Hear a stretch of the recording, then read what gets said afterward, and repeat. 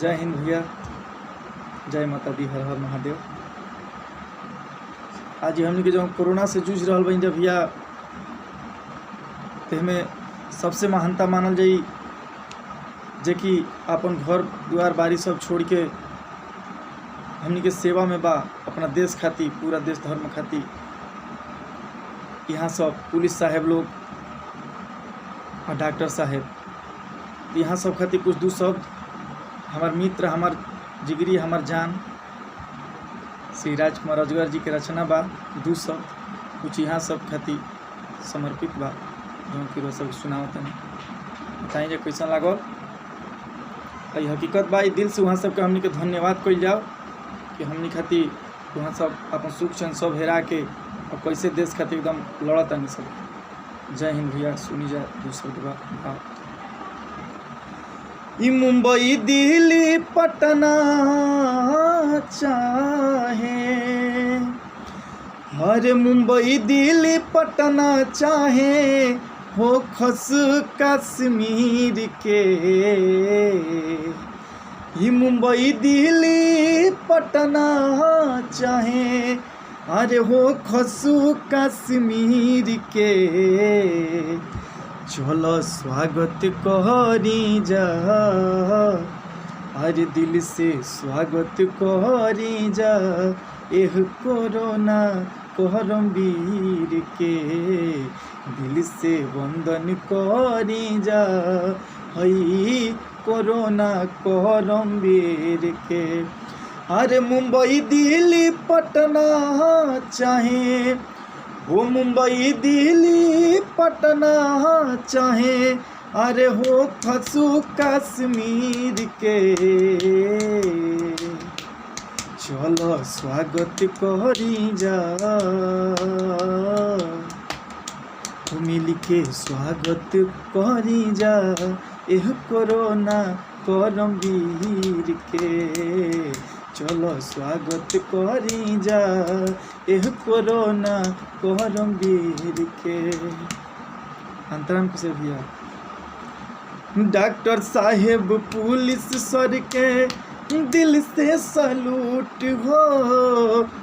एक एक कोरोना वन के करो तालो सूट हो। हाँ, डॉक्टर साहेब पुलिस सर के दिल से सलूट हो। एक एक कोरोना वन के करो तालो सूट हो।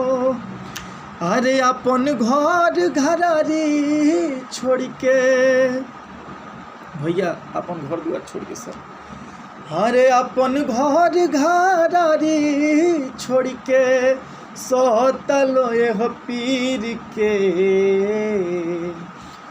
अरे अपन घर घरारी छोड़ के सहतलो यह पीर के।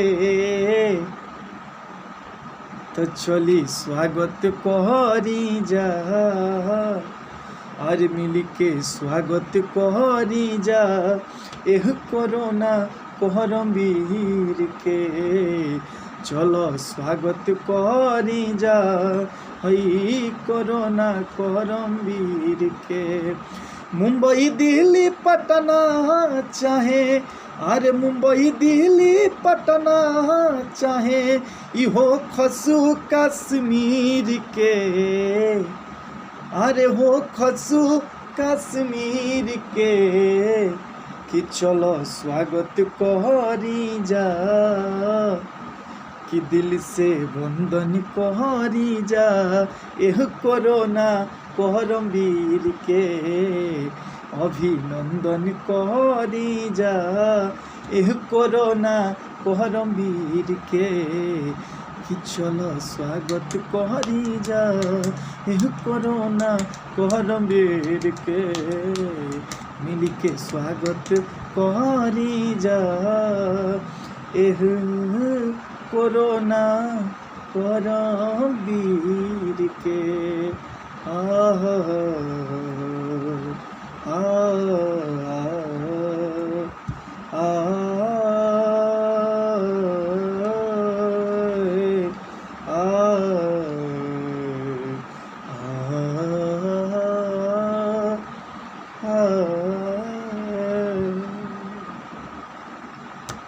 स्वागत करी जा एह कोरोना कोहरम वीर। जय हिंद, जय भारत भैया लोगिन, जय माता दी, हर हर महादेव, जय बजरंग बली। बताइए क्वेश्चन लागल, दिल से धन्यवाद वो सब करी जाओ सबके।